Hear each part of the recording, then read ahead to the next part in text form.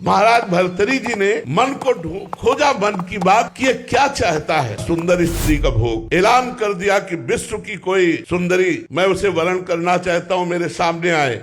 तो बहुत से जो अपनी सुंदरता का अभिमान रखती थी सुंदरियां एकत्र, क्योंकि चक्रवर्ती सम्राट महाराज भर्तरी, उनमें एक का नाम था पिंगला। भर्तरी जी के चित्त को लुभायमान कर लिया। भर्तरी जी ने उसके साथ पाणी ग्रहण किया। उन्होंने कहा राजपाट हमारा छोटा भाई विक्रमादित्य संभालेगा। अब मैं देखता हूँ इस काम में सुख कितना है। जिस काम के लिए मेरा मन लालायित हुआ, पहले मैं सुख से तृप्ति प्राप्त करूंगा। अब राजमहल केवल समय से भोजन पहुंच जाएगा, कोई भी राजकाज सब विक्रमादित्य के ऊपर, और आप केवल भोग निर्णय करने के लिए। बहुत वर्ष व्यतीत होते गए, लेकिन समय नहीं पता चला। पिंगला एक दिन अपने महल के पार्श्व की तरफ देखा, एक हष्ट पुष्ट जवान घोड़ों की रखवाली करवा रहा था। कोई मालिश कर रहा है, कोई कुछ कर, उसे अश्वपाल कहते हैं। देखा और जम गया। पिंगला ने दासी को भेजा, अश्वपाल से कौन मिलना चाहती। अब महाराज जब शयन में होते तब अश्वपाल से मिलना शुरू हुआ। अब आप बहुत ध्यान से सुनना। एक गरीब ब्राह्मण तपस्या कर रहा था देवराज इंद्र के लिए कि वो प्रसन्न और मुझे धन दे। देवराज इंद्र प्रकट हुए और एक फल दिया, बोले अमर फल, इसे खाने से अमर हो जाता है। बस अंतर ध्यान हो गए। उनका मेरी बात भी नहीं सुनी। मुझ गरीब को अमर होके क्या करना है, मुझे तो धन चाहिए था। ये अमर फल मैं महाराज भर्तरी को दे देता हूँ, और भर्तरी धर्मात्मा राजा है, वो अमर रहेंगे तो हमारी प्रजा सुखी रहेगी। महाराज की जय हो। कहो विप्रवर कैसे आगमन हुआ। महाराज मैंने तपस्या कर मुझे देवराज इंद्र ने एक अमर फल दिया, इसे खाने से अमर हो जाया जाता है। आज्ञा करी, जितना खजाने से धन चाहिए इनको दे दीजिए। अमर फल लिया, सोचा मेरी आसक्ति पिंगला पे है, मैं अमर होकर क्या करूंगा। अगर पिंगला अमर रहेगी तो मैं सुखी रहूंगा। पिंगला को बुलाया और कहा ये हमारे